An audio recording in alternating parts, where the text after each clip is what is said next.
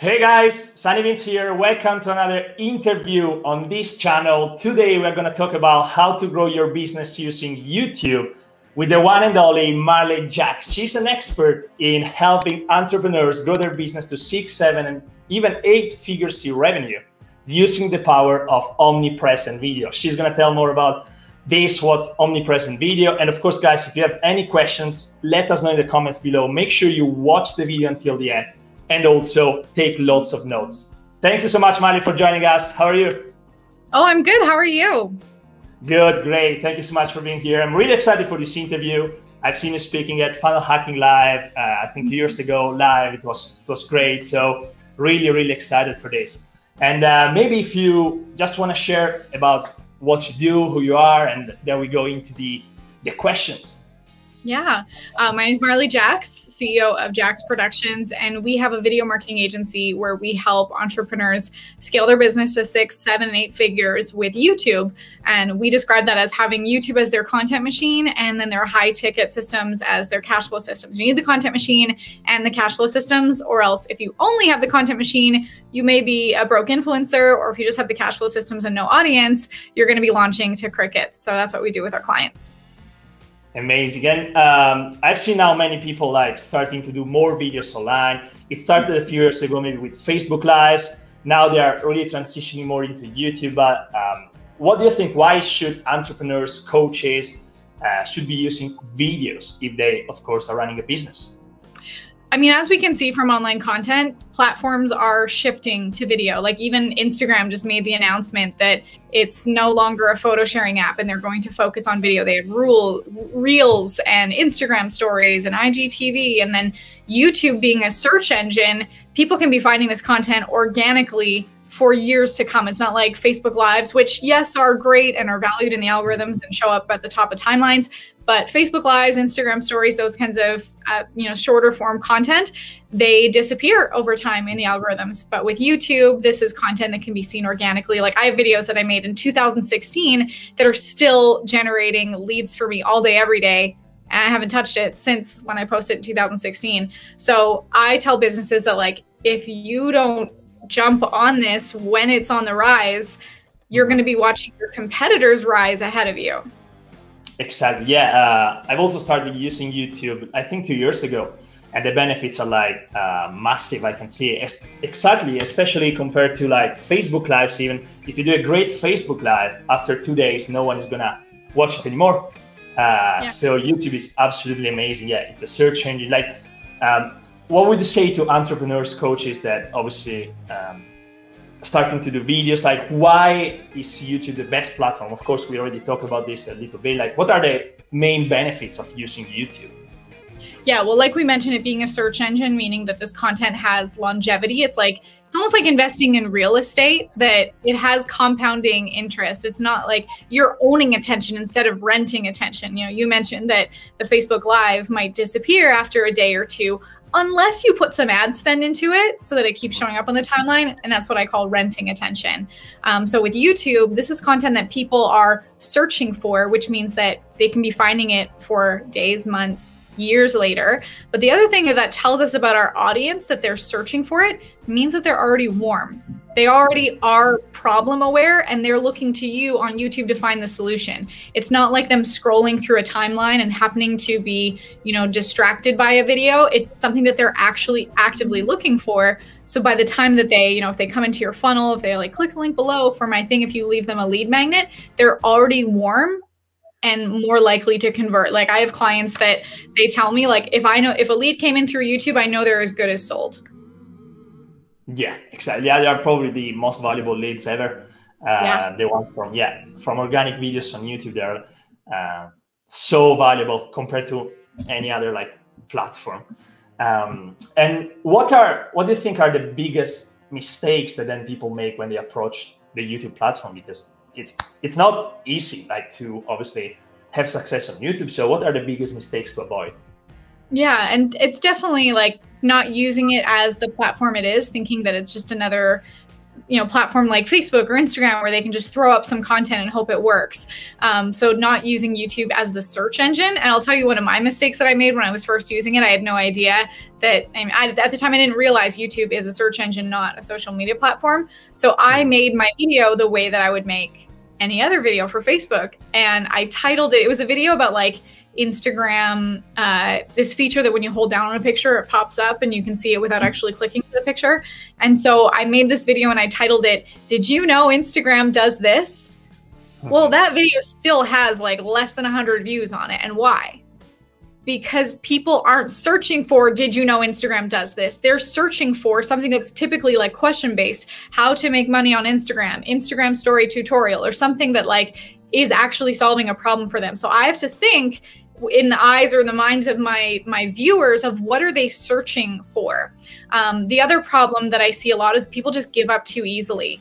And honestly, YouTube is a long game, but it's something that's going to give you compounding returns. Like I mentioned, that you're owning this attention. So it's not likely that you're going to see success overnight, and you might not get that instant gratification, but long term, like this is an evergreen lead generation machine. So I see my clients that are like, they're building their relationship with the algorithm. And I usually tell my clients, like, for the first 4 or 5 months, expect to be bored. Like the content, the growth is going to be a little bit slower. You're learning your content, you're learning how to perform on YouTube, your audience and the algorithm is getting to know you. Expect to be bored. This is like the tuition, the time you're putting in to build this relationship with the algorithm. But then after that, that's where we see the biggest momentum. And there's this story from like Think and Grow Rich about this guy that he finds this vein of gold and then he loses it and he just gives up. But then someone who, the guy that he sells his machinery to, finds an expert to tell him to do the calculations. And he finds that the gold was still there. He just missed it. He was off by 3 feet. He was 3 feet from gold. So that teaches you to not give up, to find the experts, to do the research and keep going, because your vein of gold is right there. Love this. Absolutely. Yeah, it's definitely a long-term game. But of course, the compound effect, the compound rewards are massive. What would you say, what's your approach when it comes to YouTube? So you mainly focus on like keywords, SEO, so what people search to grow, or you also try to eventually go into these suggested videos that what's going to make the channel explode? Yeah, so we want to create videos based on titles that we know that our audience is searching for. And so I'll look at like what's the final outcome. Like if I want to reverse engineer the outcome that I hope my clients were to take, like, do I want them to join a course of mine? Do I want them to, like, what's the thing that I want them to go into after that video? And what's the piece of content that's going to bring them into that? So I'll look for video titles based on how people are searching for them, share my frameworks, and then lead them into the next step, my call to action. So titling your videos based on how people are searching for them, that's going to help you to show up in search.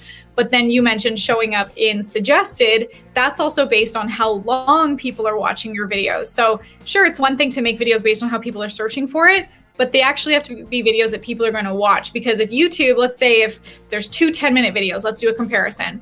And on one 10-minute video, people are watching 10 seconds of it.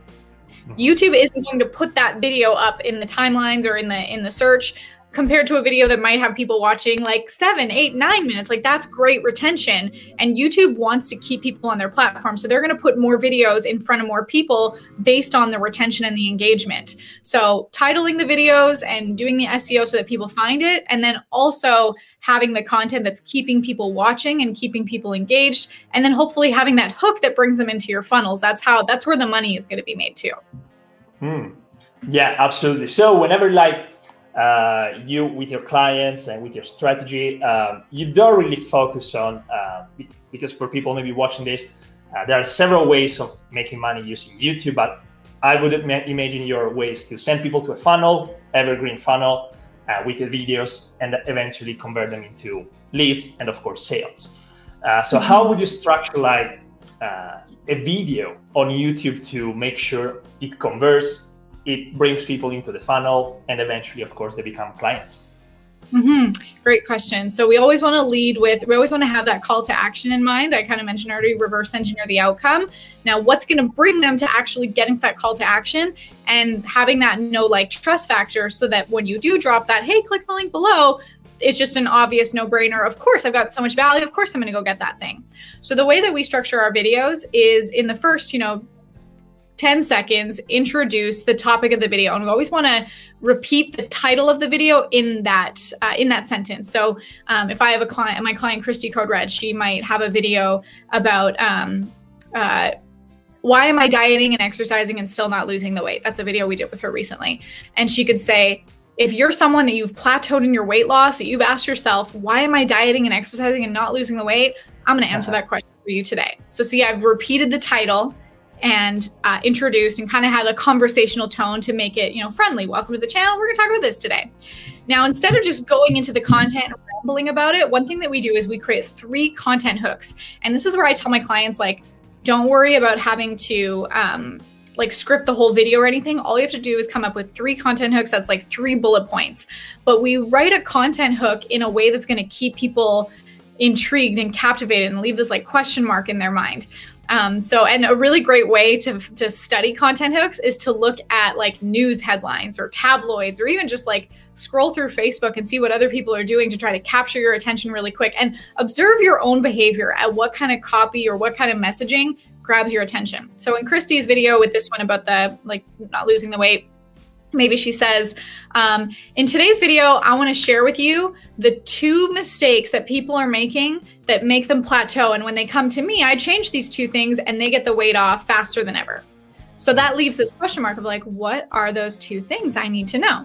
And then the next one, she could say, and I'm going to share with you my 3 biggest rules that help people lose 10% of their body weight every month. So again, like, ooh, I want to be able to get that. What are the 3 biggest rules? And it doesn't always have to be number based, but it leaves a hook. So we come up with 3 of those content hooks, and then you can go into the content. So you go to the first one. Okay, I got to talk about the 2 biggest mistakes, the things that people do to lose the weight the fastest. So then she'll talk about that for like 2, 3, 4 minutes.